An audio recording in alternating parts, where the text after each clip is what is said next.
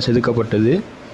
இங்கே சிவபெருமானுக்கு எதிரில் உள்ள நந்தி பார்த்திங்கன்னா ஒரே கல்லால் செதுக்கப்பட்டது. ராஜராஜ சோழன் வைத்த நந்தியை பார்த்திங்கன்னா சிலை மாற்றம் செய்யப்பட்டு மராட்டியர்கள் காலத்தில் அந்த நந்தி வைக்கப்பட்டிருக்கு. கோயில் கட்டுமான பணிக்காக பார்த்திங்கன்னா 1,30,000 டன் கிரனைட் கல்கள் பயன்படுத்தப்பட்டிருக்கு.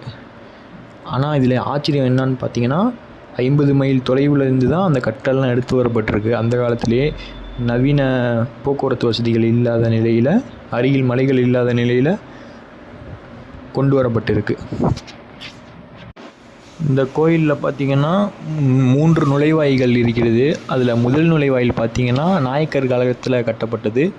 2வது நுழைவாயில் பார்த்திங்கன்னா மராட்டியர்கள் காலத்தில் கட்டப்பட்டது. 3வது நுழைவாயில் தான் ராஜராஜ சோழனால் கட்டப்பட்டது. இந்த கோயில் கல்வெட்டில் பார்த்திங்கன்னா இந்த கோயிலுக்கு பணியாற்றிய அனைத்து சிவ அடியார்கள் பெயர்களும் பொறிக்கப்பட்டிருக்கு. கோயிலில் வேலை செஞ்ச